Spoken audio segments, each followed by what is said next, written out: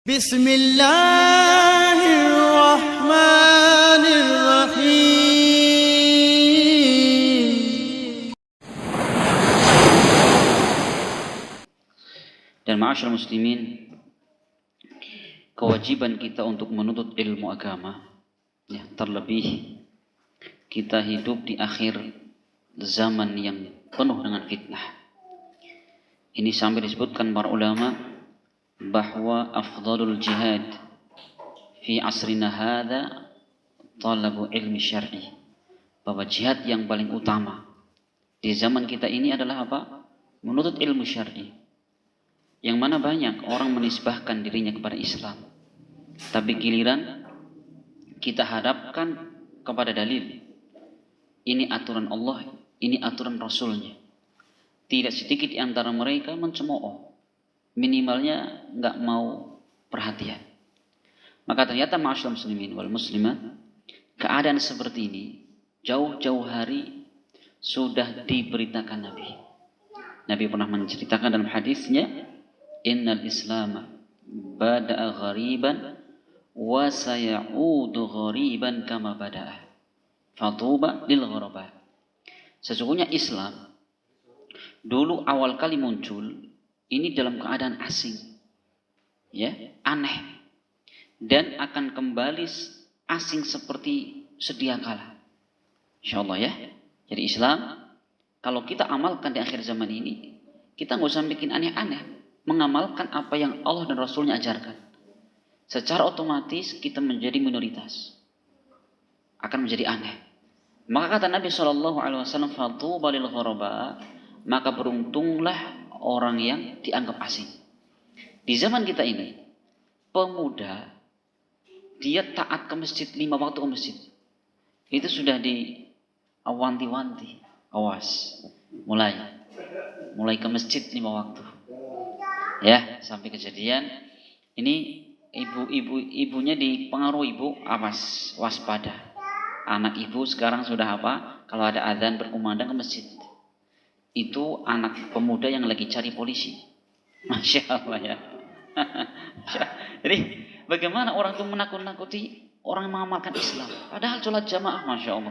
Di zaman Nabi SAW, para sahabat ketika mendeteksi ini mukmin, muslim atau munafik, gampang. Karena apa? Kalau yang datang ke masjid itu muslim, kalau nggak datang kelihatan sudah. Ya, ini barometer di zaman Nabi SAW. Ada di zaman kita ini, Masya Allah Subhanahu Wa Taala. Siapa yang taat beragama sudah tanda kutip macam-macam. La haula wala quwwata illa billah. Maka tentunya ma'asyiral muslimin, ya, keadaan seperti ini menuntut kita semuanya untuk apa? Lebih giat di dalam menuntut ilmu agama. Karena apa? Di zaman kita ini, zaman yang jauh dari kenabian. Sebagaimana disebutkan para ulama, Imam Malik mengatakan, "Idza kana al-ahdu bir rasuli aqrab, kana minal haqqi aghlab." Ya, kata Imam Malik bahwa zaman semakin dekat dengan zaman kenabian, maka kebaikan itu lebih mendominasi. Maka sebaliknya, semakin jauh zaman dari kenabian, apa yang mendominasi? Kejelekan dan kebatilan. Maka kalau kita kemudian, ya, tidak membekali diri dengan ilmu agama, kita akan terbawa dan terseret dengan apa? Keadaan kebanyakan manusia. Dan Allah mengingatkan, fa in tuti aktsara man fil ardi yudilluka an sabilillah. Dan seandainya kalian mengikuti kebanyakan manusia, ya, ikutnya mayoritas, terus pokoknya. Mana yang banyak ikut, sudah. Apa kata Nabi? Yudilluka an sabilillah, niscaya mereka akan apa? Akan menyesatkan kalian dari jalan Allah. Gak jauh-jauh, sekarang sholat berjamaah saja. Dari Banjar, kota Banjar ini berapa ribu, ya, kaum muslimin, laki-laki. Kalau kita persentase, ada nggak 20% yang sholat subuh berjamaah?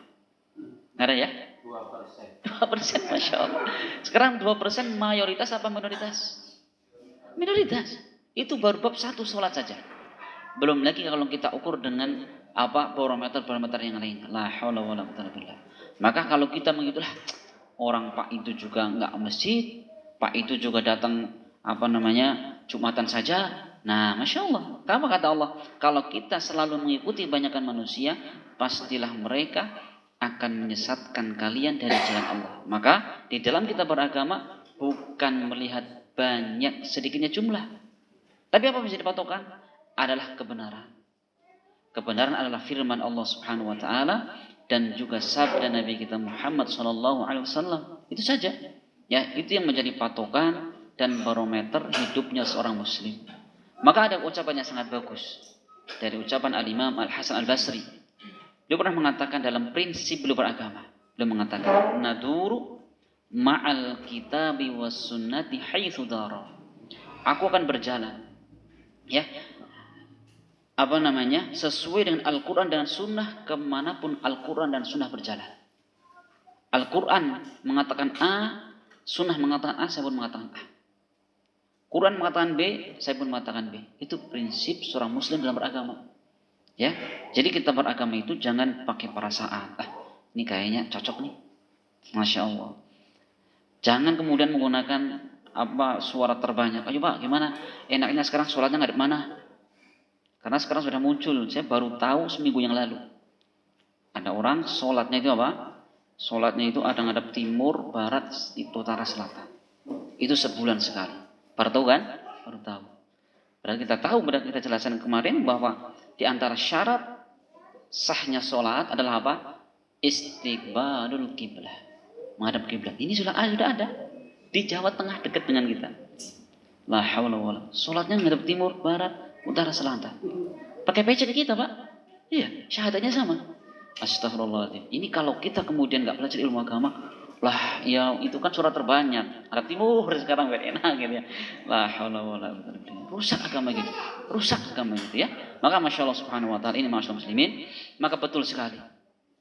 Apa yang dikatakan para ulama seperti Imam Malik mengatakan, "Malam yakunu yauma idin dinan fala yakunu yauma dinan." Apa saja yang di zaman Nabi bukan dianggap agama, maka hari ini juga tidak dianggap sebagai agama. Artinya apa? Urusan agama itu adalah tauqifiyah. Kita terima apa adanya. Ya, kalau kita bikin kreativitas jangan di perkara agama. Silahkan punya motor. Nah, belakangnya dikasih apa? Boleh. Depannya dikasih apa? Kepala kerbau. Boleh, terserah. Kan itu benderanya warna-warni sudah 1000 warna. Boleh. Tapi jangan dalam urusan agama. Karena apa? Urusan agama itu sudah tauqifiyah. Jadi sudah jelas bagaimana pelaksanaannya, juklak dan juknisnya sudah ada. Ya, maka Masya Allah Subhanahu wa taala, dan Rasul mengancam siapa yang beramal dalam beragama yang tidak ada contohnya bagaimana? Allah tolak sama sekali. Sebagaimana dalam hadis yang diriwayatkan Imam Muslim, ya, Rasul mengatakan man amila amalan laisa 'alaihi amruna fahuwa raddun. Man amila amalan. Barang siapa yang mengamalkan suatu amalan, apapun amalannya. Karena di sini man syartiyah.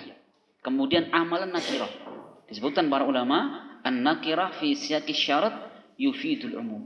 Artinya apa? Siapa saja yang beramal dengan amal apa saja yang belum pernah Nabi contohkan fahuwa raddun, itu akan tertolak oleh Allah.